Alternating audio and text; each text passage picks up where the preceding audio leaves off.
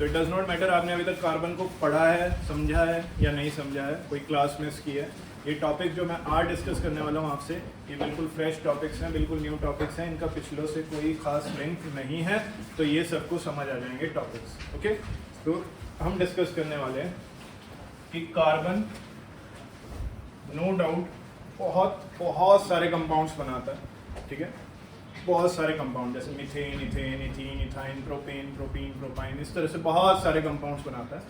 But वो सारे के सारे कंपाउंड्स हमारे लिए यूज़फुल नहीं होते। ऐसा नहीं है कि सारे कंपाउंड्स हमारे लिए बहुत ज़्यादा यूज़फुल हैं, लेकिन हमारे लिए कुछ ऐसे भी हैं जो बहुत ज़्यादा यूज़फुल होते हैं, उसको हम ऑलमोस्ट डेली लाइफ में यूज़ भी करते हैं और कमर्शियली भी उसका बहुत ज़्यादा यूज़ होता है। For example ethanol and ethanoic acid.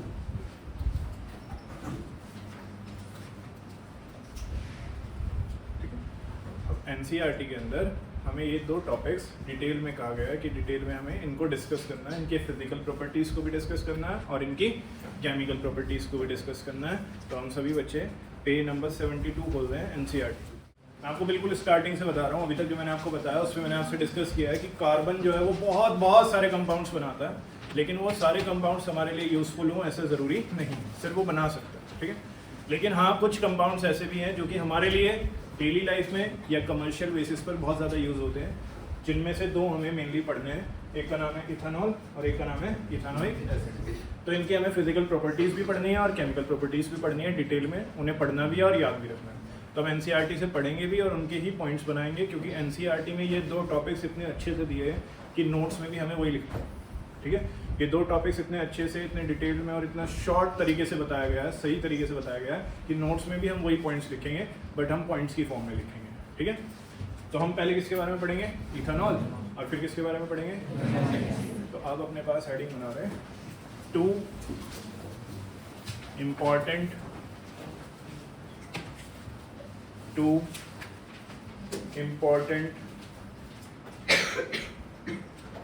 Bracket में लिखना commercially bracket close, compounds of carbon, two important bracket में commercially compounds of carbon are ethanol and ethanoic acid. Ethanol and ethanoic acid कौन कौन है? इथेनॉल है और इथेनॉइक एसिड है। अब हमें देखना है, इनकी प्रॉपर्टीज़ को पढ़ना है। तो पहले हम डिटेल में पढ़ेंगे बच्चों इथेनॉल के बारे में। तो अपने पास बड़ी सी हेडिंग बना रहे हैं ethanol.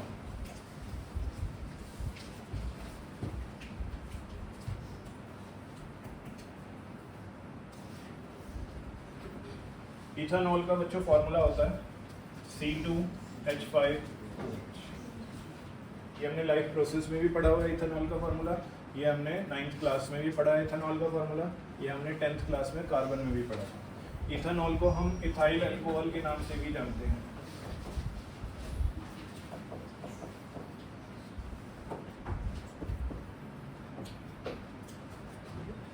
Ethanol is also known as ethyl alcohol. तो हेडिंग जो आपने बनाई है उसके ब्रैकेट में या ऊपर नीचे ये सब लिख लो जो मैंने लिखा है, ताकि याद। Ethanol is also known as ethyl alcohol और उसका फार्मूला क्या होता है? C2H5OH। अगर मैं इसको एक्सपेंड करके लिखूँ ना बच्चों फार्मूले को, तो CH3CH2OH। इसको एक्सपेंड कर दिया, खोल दिया फार्मूले को, तो फार्मूला खुलकर क्या बनता है? CH3CH2OH। CH3CH2OH, okay. तो कुछ जगहों पर आपको ये लिखा हुआ मिलेगा C2H5OH, ये शॉर्ट करके लिखा हुआ है। कुछ जगहों पर आपको ये लिखा हुआ मिलेगा CH3CH2OH, ये एक्सपेंड करके लिखा हुआ है। ये किस किस को क्लियर हो गया? Any doubt anyone? आगे डिस्कस करते हैं। चलिए, हमने क्या हेडिंग बनाई अभी? Main ethanol. तो इथेनॉल जरा एनसीईआरटी में खोल रहे हैं, पेज नंबर 72। इथेनॉल के बारे में पढ़ेंगे और इन्हीं पॉइंट्स को पढ़ने के बाद, समझने के बाद लिखेंगे, बट पॉइंट्स की फॉर्म, ठीक है। तो इथेनॉल की फिजिकल प्रॉपर्टीज हेडिंग बना रहे हैं, physical properties of ethanol. Physical properties of ethanol.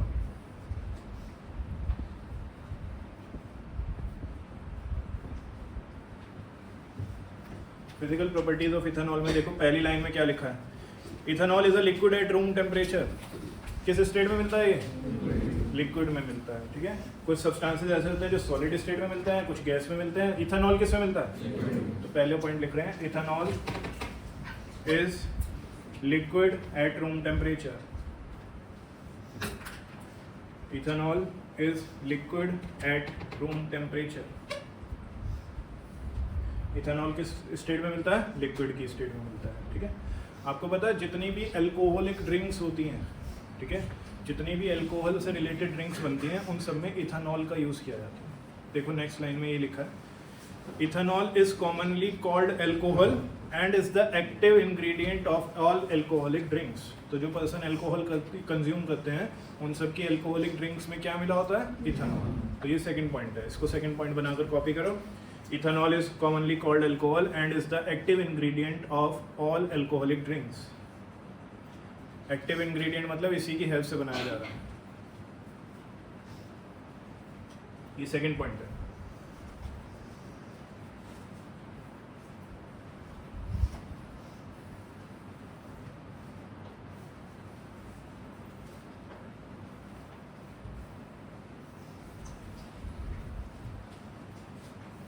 Done? ये पॉइंट क्लियर हो रहा है? इजी से पॉइंट्स दे रखे हैं सिंपल सी लैंग्वेज में, इसलिए एज इट इज कॉपी करा रहा हूँ, कोई चेंज नहीं करा रहा। ओके, ये सिंपल, इसको अल्कोहल भी बोलते हैं इथेनॉल को, और ये सभी अल्कोहलिक ड्रिंक्स का क्या होता है? एक एक्टिव इंग्रेडिएंट होता है, राइट। इसके अलावा ये एक बहुत अच्छा सॉल्वेंट है। सॉल्वेंट मतलब इसमें कोई भी चीज़ अच्छे से एकदम से डिजोल्व हो जाती है, इसीलिए हम इसको एज अ मेडिसिन बनाने के लिए यूज़ भी करते हैं। आपने 9th में सुना होगा एक टिंक्चर ऑफ आयोडीन करके कुछ होता है। एकदम पता है क्या होता है टिंक्चर ऑफ आयोडीन? याद है? किसी को याद है? टिंक्चर ऑफ आयोडीन 9th में पढ़ा था। मान्य? टिंक्चर ऑफ आयोडीन होता है जब आयोडीन को, क्योंकि सॉलिड स्टेट में होता है पाउडर फॉर्म में, हम किस में मिला देते हैं? अल्कोहल में मिला देते हैं। अल्कोहल यही है इथेनॉल, तो उसको हम क्या बोलते हैं? Tincture of iodine. इसको डॉक्टर्स यूज़ करते हैं जब कोई चोट लग जाती है, जब कोई इंजरी हो जाती है, उसको क्लीन करने के लिए, वाउंड को साफ करने के लिए। तो टिंक्चर ऑफ आयोडीन के पास एंटीसेप्टिक प्रॉपर्टीज होती हैं, इसकी वजह से इसको कौन यूज़ करते हैं? डॉक्टर्स यूज़ करते हैं चोट को साफ करने के लिए। हमने 9th में पढ़ा था, ठीक। टिंक्चर ऑफ आयोडीन में आयोडीन को मिलाया जाता है किसके अंदर? अल्कोहल के अंदर। अल्कोहल मतलब इथेनॉल, अल्कोहल बोलते हैं किसको? है इथेनॉल को।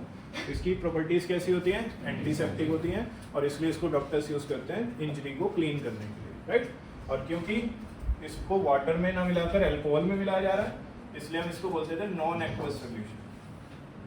कैसा सोल्यूशन कहलाता था ये बच्चों? ये 9th में पढ़ा हुआ है सब कुछ। अब बताओ किस किसको याद आ रहा है? इसको ऊपर मार्जिन में नोट करो सारी चीज़ों को, जो मैंने येलो बॉक्स में बंद की है, मार्जिन में नोट करो। Is a non aqueous solution क्योंकि इसको पानी में ना मिलाकर अल्कोहल में मिलाया जाता है।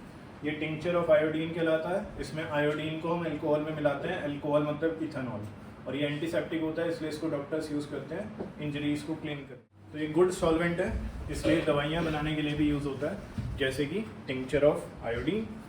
कफ सिरप्स, टॉनिक्स। कफ सिरप्स पता है? जब कफ होता है, खांसी होती है, तो हम कफ सिरप कंज्यूम करते हैं। कफ सिरप में भी क्या मिलाया जाता है? इथेनॉल, लेकिन बहुत कम क्वांटिटी में। टॉनिक्स जो आते हैं, ताकत बढ़ाने वाले टॉनिक्स या किसी और चीज़ के टॉनिक्स जो आते हैं, उसमें भी क्या मिलाया जाता है? इथेनॉल मिलाया जाता है, लेकिन कम क्वांटिटी में। टॉनिक्स किस किसने सुना है? टॉनिक्स, कफ सिरप्स किस किस को पहले से पता है? कफ सिरप में इथेनॉल होता है, अल्कोहल होता है, बहुत कम क्वांटिटी, ठीक है। अब बहुत कम क्वांटिटी का मतलब ये नहीं है कि हम घर जाके 10 शीशी पी जाएंगे अभी चलो कुछ तो असर हो, नहीं, पीना नहीं है ना, ये ट्राई करके देखना है, इस चीज़ का ध्यान रखना है, ठीक है। क्योंकि एक बार ऐसा इंसिडेंट हो चुका है, एक बच्चे ने जाके कफ सिरप्स खरीद के लिया 10-20 कह रहा, सरंग सर ने बोला था। मैं कुछ नहीं बोल रहा इस तरह से, मैं सिर्फ बता रहा हूँ कि कफ सिरप्स में होता है अल्कोहल, लेकिन बहुत कम क्वांटिटी में होता है। अगर मुझे पता चला किसी का भी, फिर देखना कितनी अड़िया तोड़ूंगा। चलो शांत हो जाओ, देखो काफ़ी सारा काम करना है। अगला पॉइंट देखो, लिखा हुआ है बुक में, यहाँ से मैं पढ़ रहा हूँ 3rd लाइन लास्ट में, it is a good solvent, it is also use in medicine such as tincture iodine, tincture of iodine लिखेंगे पूरा, cough syrups and many tonics. इसको थर्ड पॉइंट कॉपी करो, it is a good solvent से करना, third line में last में it is a good solvent से copy करो इसको जल्दी, टॉनिक्स तक। ये एक अच्छा सॉल्वेंट है, इस वजह से हम इसको मेडिसिन में भी यूज़ करते हैं, जैसे कि tincture of iodine, cough syrups and many tonics. Next point उसी के आगे से कॉपी कर रहे हैं, fourth point, ethanol is also soluble in water in all proportions. Ethanol is also soluble in water in all proportions. इस point का मतलब क्या है, जो भी लिखा है लास्ट फोर्थ पॉइंट, इथेनॉल को वाटर में हर प्रोपोर्शंस में मिलाया जा सकता है, ये इजीली मिक्स हो सकता है वाटर के अंदर, ठीक है, थोड़े वाटर में भी ज़्यादा वाटर में भी ये मिक्स हो सकता है। ऐसा नहीं है कि इसको मिक्स करने के लिए इतना वाटर ही चाहिए। ये किस किस को समझ आ रहा है, क्लियर हो रहा है? कहने का मतलब इतना बनाओ चाहे इतना बनाओ, वो बनेगा उतना, वो मिक्स हो जाएगा, ठीक है। नेक्स्ट पढ़ रहे हैं, इस पॉइंट को लिखना नहीं है, सिर्फ पढ़ रहे हैं जो आगे देख रहे हैं। Consumption of small quantities of dilute ethanol causes drunkenness. अगर स्मॉल क्वांटिटीज में भी डाइल्यूट इथेनॉल को कंज्यूम किया जाए तो उसकी वजह से ड्रंकनेस होने लगती है, और ड्रंकनेस की वजह से आपके ब्रेन के कौन से पार्ट पर इफेक्ट आता है, सेरिबेलम। ये हमने कंट्रोल एंड कोऑर्डिनेशन में पढ़ा था। सेरिबेलम वो वाला पार्ट होता है ब्रेन का जो बॉडी का पोस्चर और बैलेंस मेंटेन करता है। अगर आप अल्कोहल कंज्यूम करते हैं तो आपके सेरिबेलम पे इफेक्ट आता है, जिसकी वजह से आपकी बॉडी का पोस्चर और बैलेंस मेंटेन नहीं रहता। तो अगर थोड़ा सा भी अल्कोहल आपकी बॉडी में जा रहा है तो उसकी वजह से ड्रंकनेस हो सकती है, यानी कि आपकी बॉडी का पोस्चर और बैलेंस मेंटेन नहीं होता। वैष्णवी नींद तो नहीं आ रही? चलो, उसके बाद देखो क्या लिखा है, even though this practice is condemned it is a socially wide spread practice. हालांकि ये प्रैक्टिस गलत है, लेकिन फिर भी हमारी सोसाइटी में ये वाइड स्प्रेड एक फैली हुई एक्टिविटी है, ठीक है। इस पॉइंट को अभी कॉपी नहीं करना, ये सिर्फ आपकी जनरल नॉलेज के लिए था। हाउएवर ये पॉइंट इंपॉर्टेंट है तो इसको इंपॉर्टेंट नोट डालकर लिखेंगे। ये कोई पॉइंट वैसे नहीं है 1 2 3 4 वाला नहीं है, इसको अलग से लिखेंगे, इंपॉर्टेंट नोट। ये शुरू होगा यहाँ से, intake of even a small quantity of pure ethanol called absolute alcohol can be lethal.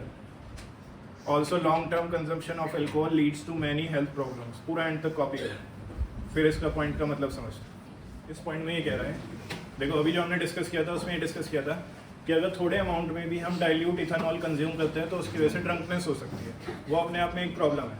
लेकिन अगर हम गलती से थोड़ा सा भी अमाउंट एब्सोल्यूट अल्कोहल का कंज्यूम कर लें, यानी कि प्योर इथेनॉल कंज्यूम कर लें, तो इट कैन बी लीथल, उसकी वजह से डेथ भी हो सकती है। इतना ज़्यादा पावरफुल और इतना ज़्यादा हार्मफुल होता है हमारे लिए, ठीक है।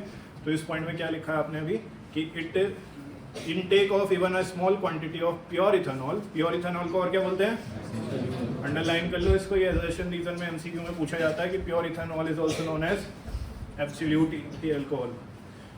तो अगर हम हल्का सा भी स्मॉल क्वांटिटी में कंज्यूम कर लें अल्कोहल को, प्योर अल्कोहल को, एब्सोल्यूट अल्कोहल को, तो वो लीथल हो सकता है, उसकी वजह से डेथ भी हो सकती है। और long term consumption of alcohol के तो बहुत सारे नुकसान होते हैं, हमारे बॉडी ऑर्गन्स पर इफेक्ट आ जाता है, ठीक है। चलो, तो ये सारी कुछ प्रॉपर्टीज़ थी इंपॉर्टेंट किसकी, इथेनॉल। अब अपने पास हेडिंग बना रहे हैं, ये फिजिकल प्रॉपर्टीज़ थी। अब अपने पास हेडिंग बना रहे हैं chemical properties of ethanol. Chemical properties of ethanol.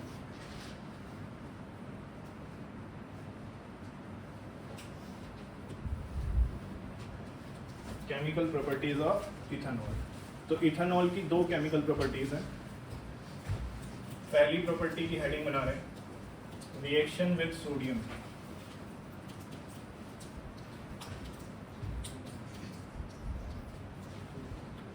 Reaction with sodium,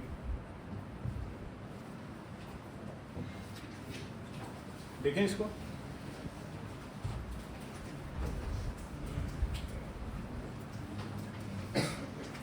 ये बताना है किसका फॉर्मूला है, इथेनॉल का। वंश इधर बात नहीं करनी है, CH3 CH2 OH किसका फॉर्मूला है, इथेनॉल का।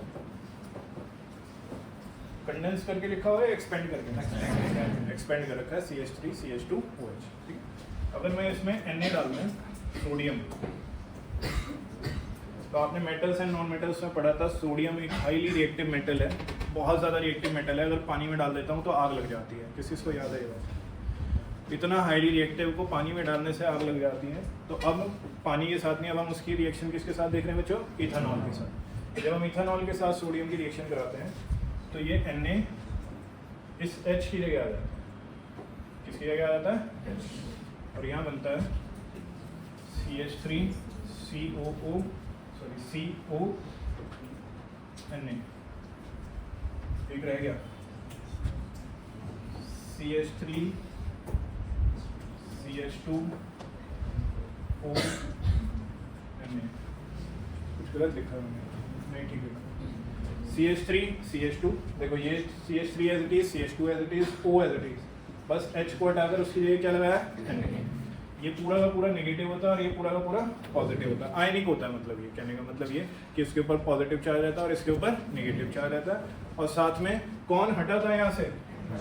हाइड्रोजन। तो वो हाइड्रोजन गैस H2 की फॉर्म में निकल जाती है।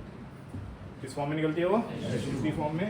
और क्योंकि गैस है तो ऊपर जाएगी, तो ऊपर जाने के लिए हम अपवर्ड एरो लगा देते हैं। ये हमने चैप्टर 1 में सीख रखा है। ओके, तो जब हम इथेनॉल को सोडियम के साथ रिएक्ट कराते हैं तो सोडियम उसके साथ रिएक्ट कर जाता है, उसमें लास्ट में OH में जो H आ रहा है उसकी जगह कौन आ जाता है? Na आ जाता है। और ये H अलग से निकल जाता है किस फॉर्म में? हाइड्रोजन गैस की फॉर्म में। तो ये रिएक्शन हमें याद रखनी है। सबसे अच्छी बात, कार्बन में टोटल 10 रिएक्शंस, पहली ये हो, ठीक है। तो ऐसे हम 10 की 10 रिएक्शन एक पेज पर लिख लेंगे बाद में करने के बाद, और फिर उन्हें अच्छे से याद कर लेंगे। Okay, metals and non metals में बहुत सारी रिएक्शन है, एसिड बेसिस एंड सॉल्ट्स में बहुत सारी रिएक्शन है। चैप्टर 1 तो पूरा नाम ही उसका क्या था? केमिकल रिएक्शंस एंड इक्वेशंस, है ना। तो उन सब में बहुत सारी इक्वेशंस हैं और कुछ ऐसी भी हैं जो आपसे एट रैंडम पूछी जा सकती है। लेकिन कार्बन की सबसे अच्छी बात यह है कि इसमें केमिकल इक्वेशंस टोटल 10 है, ठीक है। तो 10 है तो हमें नंबर पता है एग्जैक्ट, तो हम उनको लिखकर याद कर सकते हैं। उनमें से पहली रिएक्शन ये है, तो इसको एज इट इज कॉपी कर लो। एक और इम्पॉर्टेंट चीज़ वो ये कि इस कंपाउंड का नाम याद रखना है, सोडियम इथॉक्साइड बोलते हैं इसको, सोडियम इथॉक्साइड। इसमें समझाने का काम एक बार है, मैं आपको सिर्फ समझा सकता हूँ, याद आपको ही करना है। याद करने के लिए आपको बार बार पढ़ना पड़ेगा, देखना पड़ेगा। क्या बोलते हैं इस कंपाउंड को? Sodium ethoxide.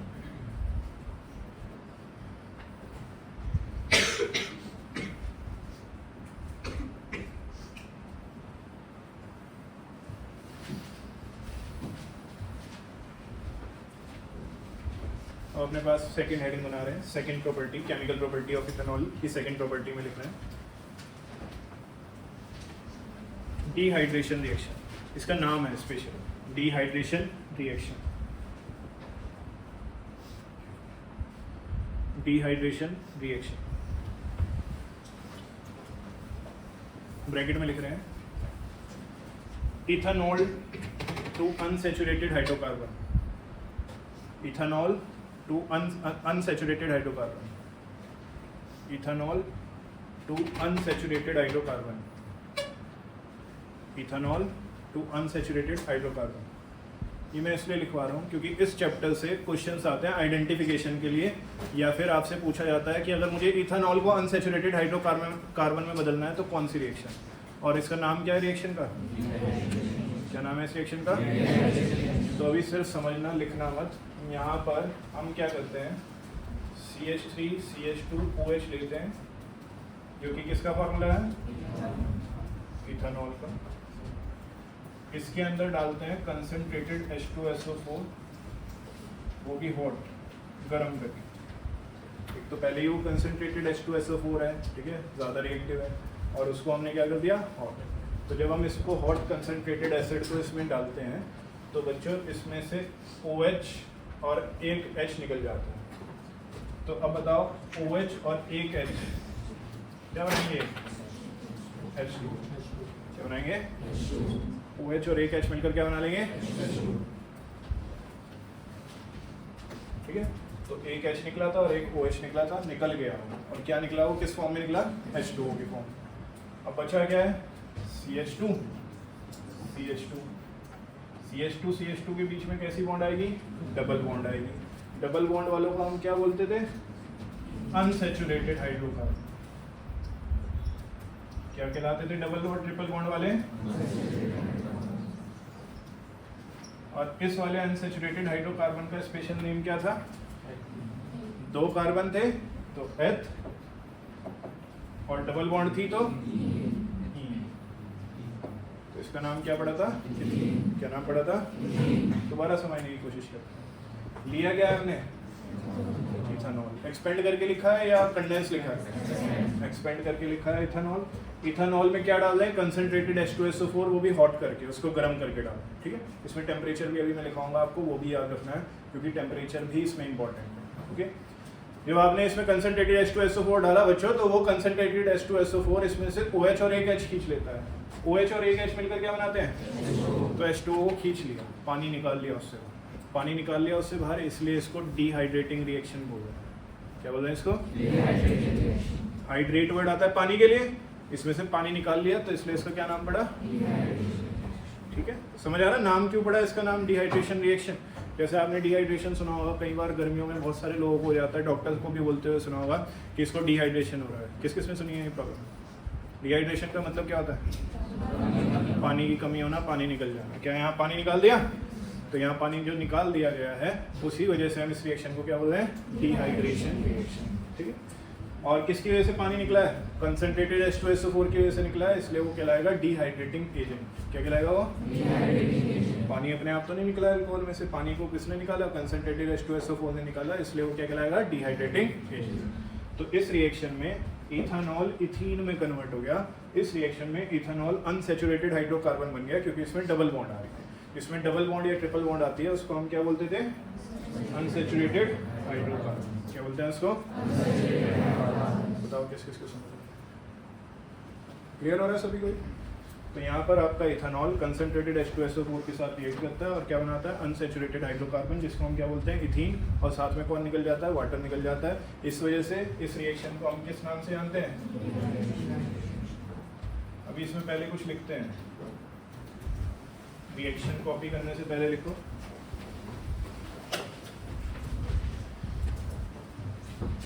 When ethanol is heated with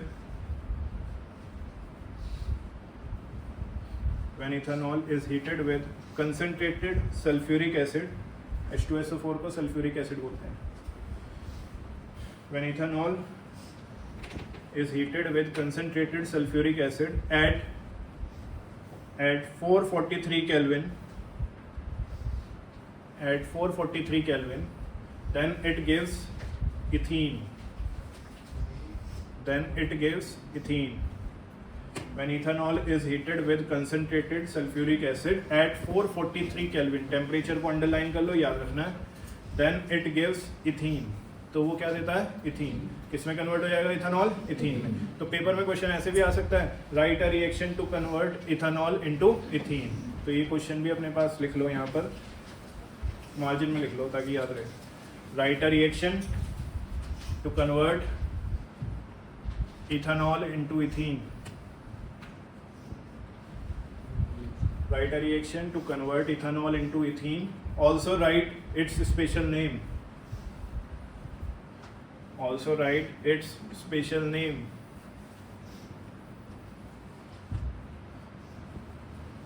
ठीक है, तो ये रिएक्शन हो गई और इसका स्पेशल नेम क्या हो गया?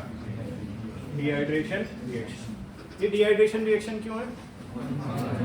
क्योंकि इसमें से पानी निकल रहा है, कंपाउंड में से। पानी किसकी वजह से निकल रहा है? सल्फ्यूरिक एसिड की वजह से निकल रहा है। तो सल्फ्यूरिक एसिड क्योंकि पानी यहाँ पर निकाल रहा है, इसलिए सल्फ्यूरिक एसिड को बोलेंगे डिहाइड्रेटिंग एजेंट। क्या बोलेंगे? केशव नहीं है ध्यान? क्या बोलेंगे सल्फ्यूरिक एसिड को? तो स्टार डालकर लिख रहे हैं नोट्स में रिएक्शन के बाद।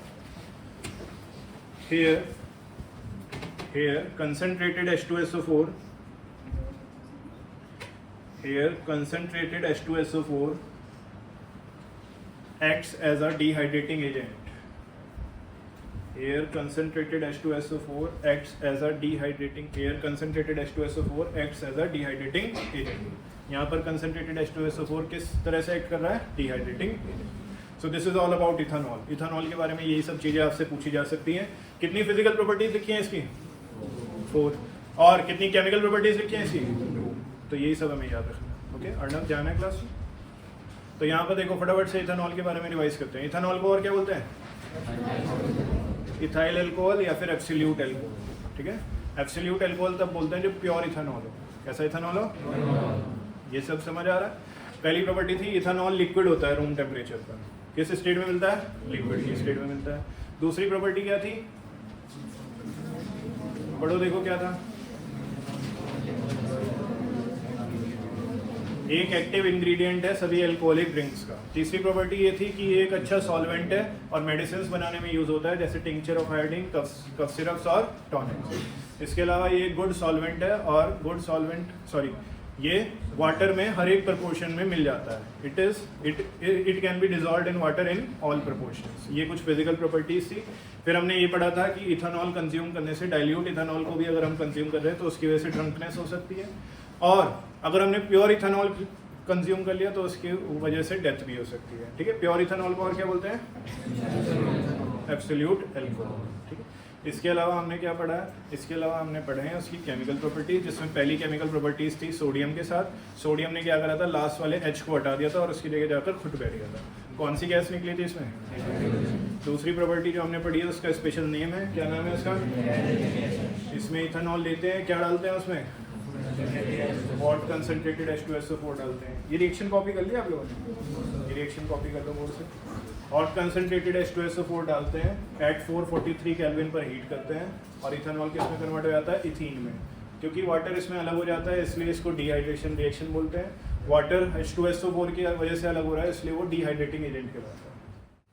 जो डिहाइड्रेटिंग एजेंट वाली लाइन लिखी है उसे अंडरलाइन कर लो पूरी line. Here concentrated H2SO4 acts as a dehydrating agent, उसको अंडरलाइन कर लीजिए। के बारे में सब हो गया, फिजिकल प्रॉपर्टीज भी हो गई, इंपॉर्टेंट पॉइंट भी हो गया और केमिकल प्रॉपर्टीज भी हो गई। कितनी केमिकल प्रॉपर्टीज है इसमें? इसका येलो बॉक्स भी पढ़ेंगे लेकिन बाद में। पहले इथेनॉइक एसिड के बारे में पढ़ते हैं। तो दो लाइन का यूज करके अपने पास हेडिंग बना रहे हैं इथेनॉइक एसिड। इथेनॉइक एसिड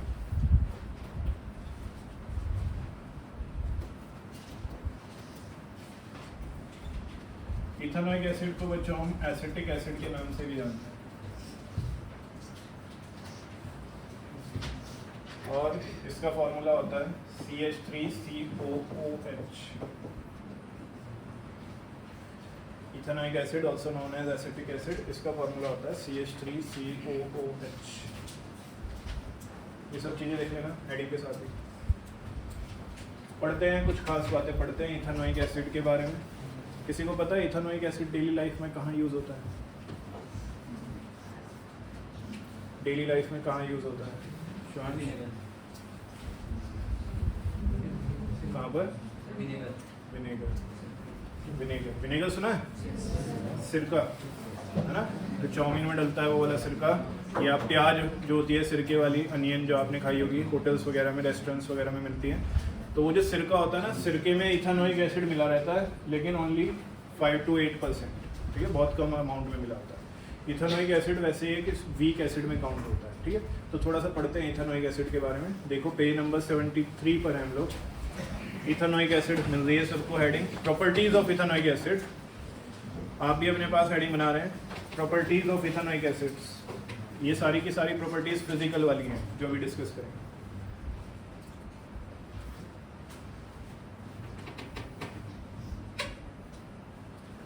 बन गई heading properties of ethanoic acid. इसमें पढ़ रहे हैं, देख रहे हैं, समझ रहे हैं। देखो पहले क्या लिखे हुए है पॉइंट में, ethanoic acid is commonly called acetic acid and belongs to a group of acid called carboxylic acid. ये कौन से ग्रुप से आता है? ये हमने पढ़ा हुआ है, कार्बन चैप्टर जब हमने पढ़ा था, डिस्कस किया था, तो उसमें कार्बोक्सिलिक एसिड पढ़ा था। ठीक है, कार्बन चैप्टर की सारी जितनी अब तक क्लासेस हुई हैं उन सबको मैंने प्रॉपर तरीके से रिकॉर्ड करके अपलोड कर रखा है।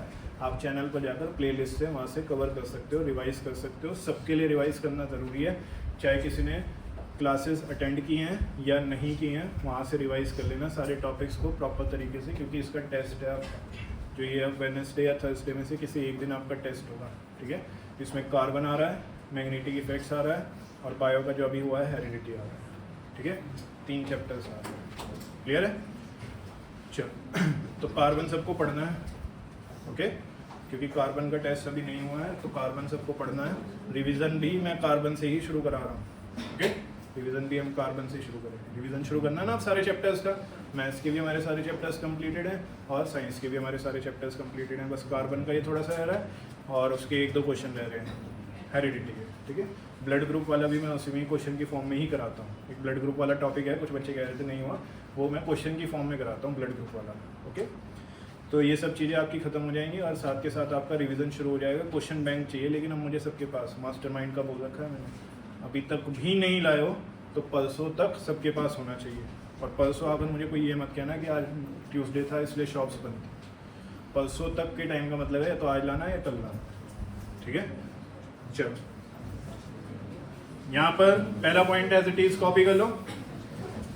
Ethanoic acid is commonly called acetic acid and belongs to a group of acids called carboxylic acid. Copy कर लो फर्स्ट नंबर डालकर। पॉइंट क्लियर हो गया सबको? इसको एसिटिक एसिड भी बोलते हैं और ये कौन से ग्रुप से बिलोंग करता है? कार्बोक्सिलिक एसिड के ग्रुप से बिलोंग करता है।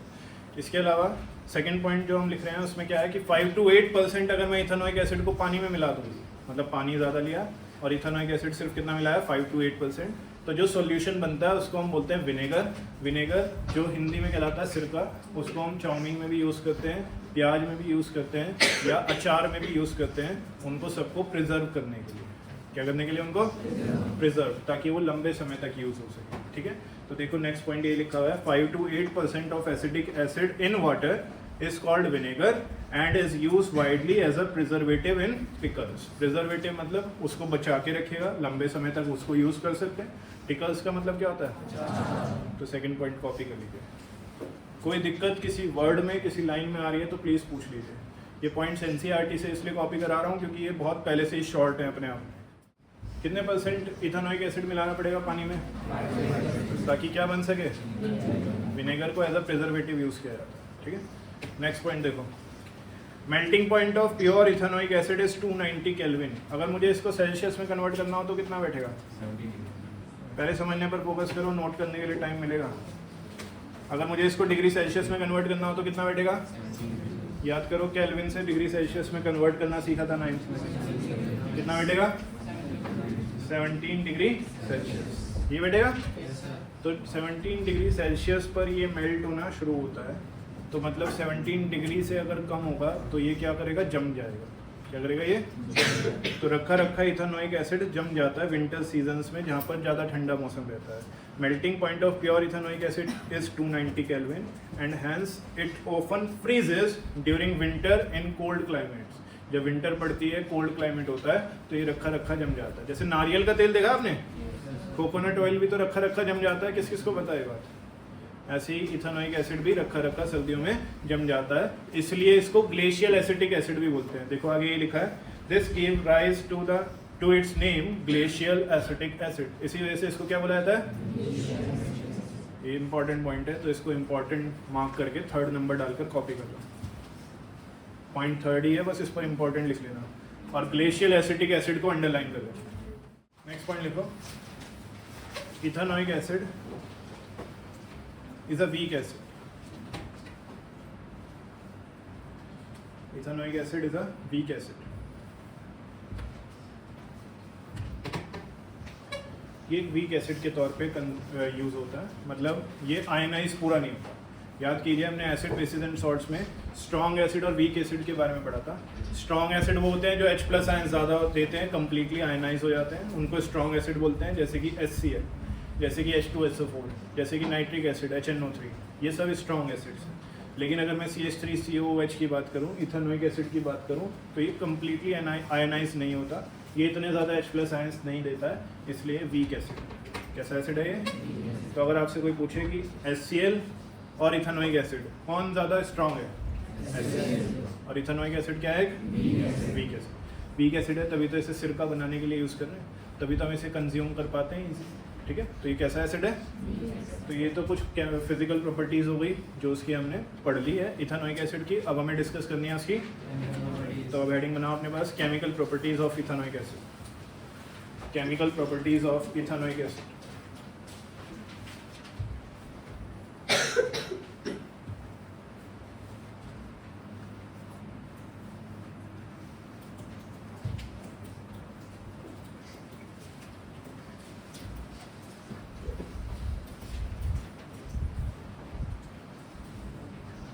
इथेनॉइक की केमिकल प्रॉपर्टीज़ जो हैं, इथेनॉइक एसिड की जो केमिकल प्रॉपर्टीज़ हैं वो सारी की सारी इंपॉर्टेंट है और अब तक पढ़े गए में से सबसे ज़्यादा इंपॉर्टेंट है। उनके स्पेशल नेम भी है, जैसे पहले वाले को बोलते हैं एस्टेरिफिकेशन। क्या नाम है इसका? नोट नहीं करेंगे, सिर्फ समझने पर फोकस करेंगे अभी सभी बच्चे। सिट स्ट्रेट एवरीवन, यही ध्यान देंगे थोड़ा सा। एस्टेरिफिकेशन क्यों बोलते हैं इस रिएक्शन को और क्या होती है ये रिएक्शन, वो डिस्कस कर लेते हैं। ज़रा बोर्ड पर ध्यान दो सभी बच्चे। ये बताओ ये किसका फॉर्मूला है? किसका फॉर्मूला है? CH3 CH2 OH किसका फॉर्मूला है? इथेनॉल क्या है? एक एल्कोहल, राइट। ये बताओ ये किसका फॉर्मूला है? CH3 COOH, ethanoic acid. किसका फॉर्मूला है बच्चों? ये इथेनॉइक एसिड को हम कार्बोक्सिलिक एसिड बोलते हैं क्योंकि ये कार्बोक्सिलिक एसिड का पार्ट है। ये कौन से ग्रुप से बिलोंग करता है? कार्बोक्सिलिक। ये अल्कोहल ग्रुप से बिलोंग करता है और ये कौन से ग्रुप से बिलोंग करता है? तो अब मैं इथेनॉल और इथेनॉइक एसिड को मिक्स कर रहा हूँ। इथेनॉल और इथेनॉइक एसिड को क्या कर रहे हैं? Mix.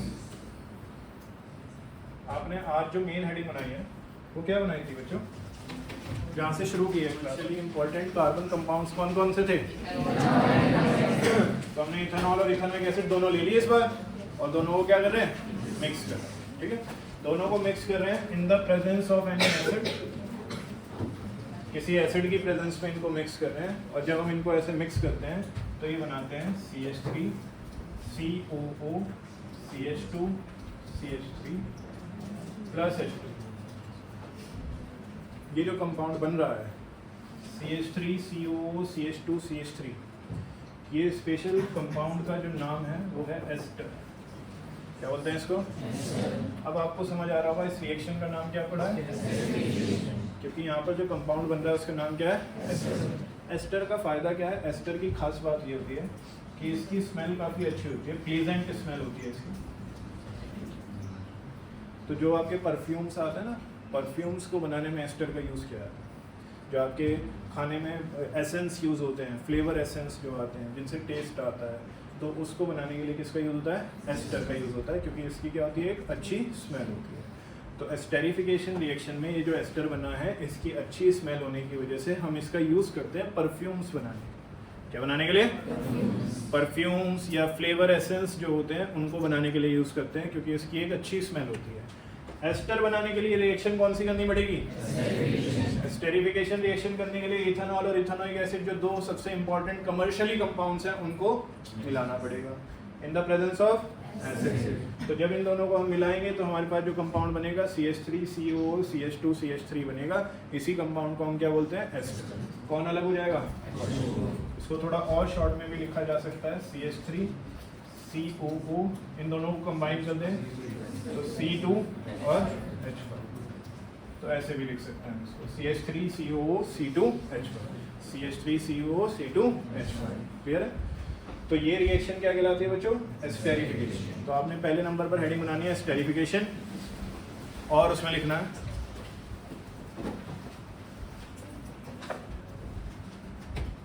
When ethanol reacts with ethanoic acid in the presence of an acid, bracket में लिखना catalyst.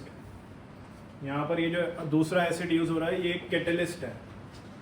In the presence of N acid, bracket में कैटलिस्ट वो होता है जो रिएक्शन की स्पीड को चेंज कर सकता है।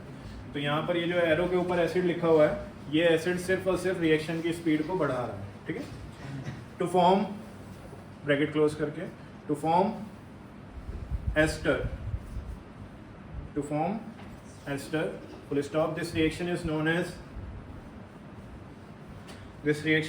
As esterification reaction. This reaction is known as esterification reaction. इस रिएक्शन को हम क्या बोलते हैं? Esterification reaction. नेक्स्ट लाइन में स्टार डालकर लिखेंगे generally esters are sweet smelling substances. Generally esters are sweet smelling substances, and that is why they are used. Generally esters are sweet smelling substances. इनकी अच्छी स्मेल होती है, and that is why they are used in making perfumes, and as flavoring agents.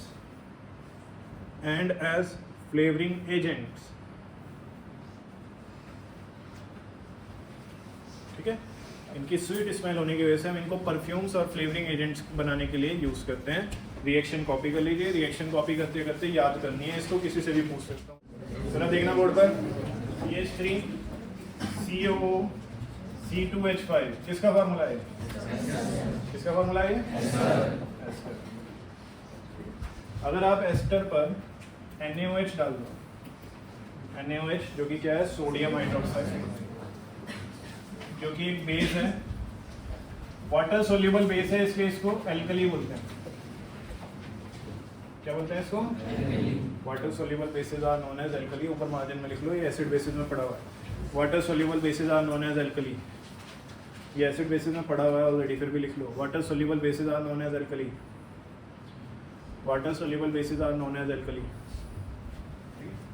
तो जब आप ester में alkali यानी कि बेस डाल देते हैं, वाटर सोल्यूबल बेस डाल देते हैं, तो ये आपको देता है C2H5OH। ये किसका फॉर्मूला था? इथेनॉल। किसका फॉर्मूला था ये? और साथ में देखता है CH3COOH की जगह बस Na आ जाता है। क्या आता है इसकी जगह? ठीक है, मतलब कार्बोक्सिलिक एसिड ही है, बस उस एसिड में कौन आ गया? H की जगह Na आ गया। ठीक है, तो यहाँ पर ये रिएक्शन पलट जाती है। अगर आप ध्यान दो तो एस्टेरिफिकेशन में हमने इथेनॉल और इथेनोइक एसिड को मिलाकर एस्टर बनाया था, एसिड की प्रेजेंस। यहाँ पर हम एस्टर ले रहे हैं, उल्टा कर रहे हैं, एस्टर ले रहे हैं और उसमें बेस डाल रहे हैं। क्या मिक्स कर रहे हैं? बेस। NaOH एक स्ट्रॉन्ग बेस है, उसको मिक्स कर रहे हैं, और वो फिर से हमें टूट कर क्या दे रहा है? इथेनॉल और कार्बोक्सिलिक एसिड ही दे रहा है, बस एसिड में H की जगह लास्ट में क्या आ रखा है? Na आ रखा है। बताओ ये किस को समझ आया? इस रिएक्शन को हम बोलते हैं सेपोनिफिकेशन रिएक्शन। तो अपने पास सेकेंड हेडिंग बना रहे हैं, saponification reaction.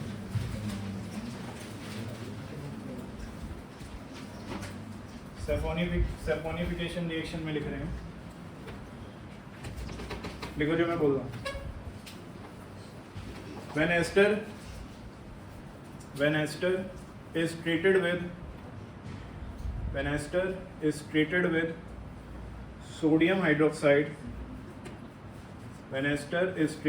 sodium hydroxide, bracket में लिखना alkali, bracket close, then it is converted back to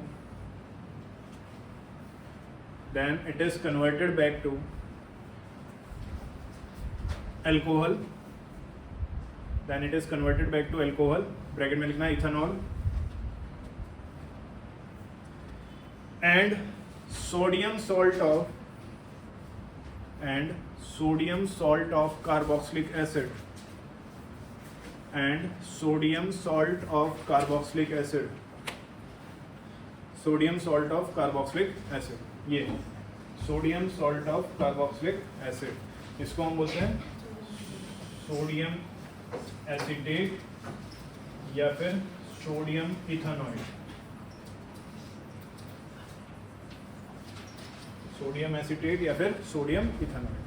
next line में लिख रहे हैं स्टार डालकर, this reaction is known as saponification reaction.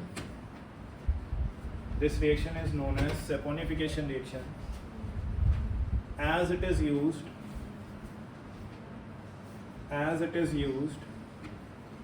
in making soaps. This reaction is known as saponification reaction, as it is used in making soaps. इस रिएक्शन को saponification reaction क्यों बोलते हैं? क्योंकि हम इसका यूज़ करते हैं क्या बनाने के लिए? तो सोप्स क्या होते हैं, कैसे काम करते हैं, नेक्स्ट टॉपिक हमारा वही है। ओके, इस रिएक्शन को कॉपी करो जरा।